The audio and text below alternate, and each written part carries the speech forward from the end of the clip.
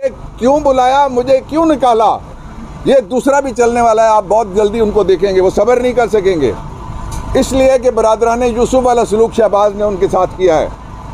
जो असल इशू है पाकिस्तान के वो 3 है सिर्फ। जो महंगाई जहाँ पे पहुँचा दी गई है इस गवर्नमेंट के आते आते, बिजली में कल 60 अरब का और बोझ आप पे डाला गया, मुझ पे डाला गया। क्या कसूर है हमारा? जो बिजली कंपनियां हैं, और इनकी अपनी एक बिजली कंपनी है जो इसके प्यारे की कंपनी है आले शरीफ की, उसने 2 साल से खबरें ये चल रही हैं 1 यूनिट बिजली पैदा नहीं की, लेकिन उसको 60 अरब रुपए सालाना हमें देना पड़ेंगे। ये वो बिजली कंपनियां जो आप लाए थे, जिसके ज़रिए से आपने हमें ग़ुलाम बना दिया है। इसलिए इस ग़ुलामी से निजात, जो माशी ग़ुलामी है, के लिए ज़रूरी है कि हमें जो सियासी आज़ादी है वो मिले। सियासी आज़ादी हम किसी से मांग नहीं रहे, कौम का फैसला है। सारे ऊपर नीचे रख के उन्होंने सबको मुस्तरद कर दिया और उसको इलेक्ट किया है जो कैदी नंबर 804 है। उसके उम्मीदवार कोई जानता ही नहीं था कौन है। उसके उम्मीदवारों ने ना जलसा किया, ना जुलूस किया, ना रैली की, ना लोगों के पास जा सके, ना किसी को चाय पिलाई। कंपेन करने वाला भी वही है, इलेक्शन लड़ने वाला भी वही था। हमारा इंतखाबी निशान भी इमरान है और इलेक्शन जीतने वाला भी शेर दिल कैदी नंबर 804 है। उसकी मैं फौरी रिहाई का मुतालबा करता हूँ। और मैं अपने जो इलेक्टेड लोग आए हैं चारों सूबों के अंदर और मरकज़ में, मैं उनको कहना चाहता हूँ कि हमारी तरजीह नंबर 1 है इमरान खान की रिहाई। हमारी तरजीह नंबर 2 है जो चोरी और डाके से जो मैंडेट थेफ्ट हुई है उसमें से अपनी सीटों की वापसी। और हमारी सबसे बड़ी तरजीह ये है कि पाकिस्तान के लोगों को ये जो महंगाई का जिन उन्होंने फिर आने से पहले ही बेकाबू कर दिया है, जब भी आएगा आले शरीफ तो उनकी जायदादों में तो इजाफा हो सकता है, लेकिन पाकिस्तान के लोगों के लिए कोई रियायत किसी जगह से और कोई आसानी किसी जगह से पैदा नहीं हो सकती।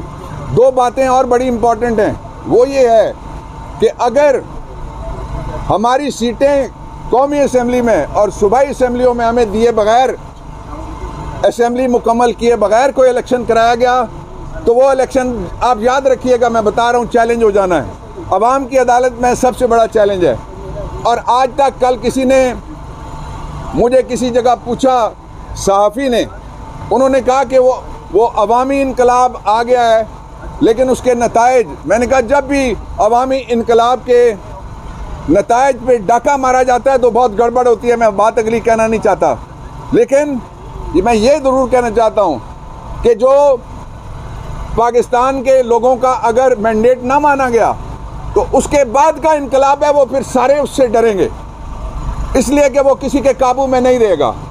बदअमनी और अमन के दरमियान जो दीवारें चीन है, बदअमनी को अमन ख़राब करने की तरफ नहीं आने दे रही, उसका नाम भी कैदी नंबर 804 है, उसका नाम पाकिस्तान तहरीक इंसाफ। और उसका वो हम हैं जिन्होंने लोगों को ये बात बताई है और लोगों को समझा रहे हैं आज भी कि we believe in constitutional democracy in the country. हम आइनी जमहूरियत पे यकीन रखते हैं और आइनी जमहूरियत में डंडा और रोड़ा इस्तेमाल नहीं हो सकता।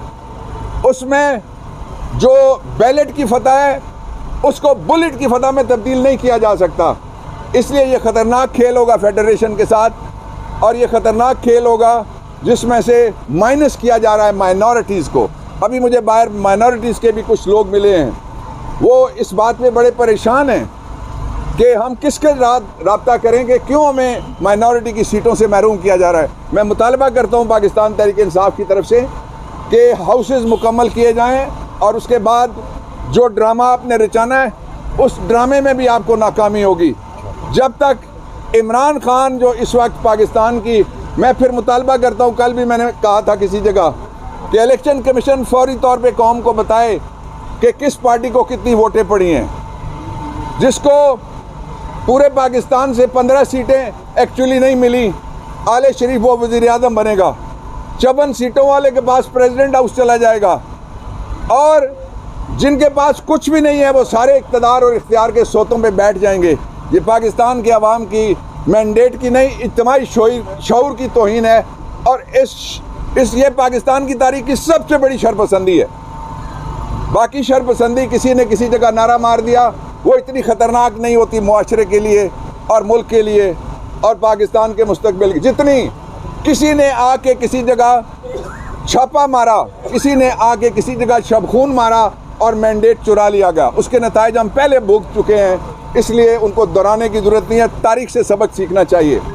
और मैं इलेक्शन कमीशन से मुतालबा करता हूं कि आप वो हलके जिनके अंदर फॉर्म 45 और एक कराची का हल्का है, मैं ख़ास तौर पे कहना चाहता हूं सईद वाला हल्का, उसके अंदर हम इलेक्शन कमीशन में ये दरख्वास्त ला रहे हैं कि आप इसका फोरेंसिक ऑडिट करवाएं, क्योंकि जो रिटर्निंग ऑफिसर है उसने बड़ी खौफनाक रिपोर्ट दी है।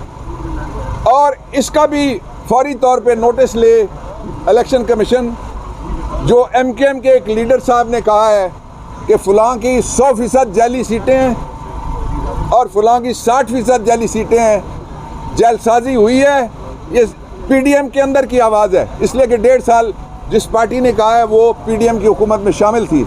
आज भी वो मुज़ाकरात कर रहे हैं कि उनका हिस्सा मिले। जो झगड़ा है सारा वो हिस्से के ऊपर है। पाकिस्तान के लोगों का मसला वहाँ कोई नहीं है।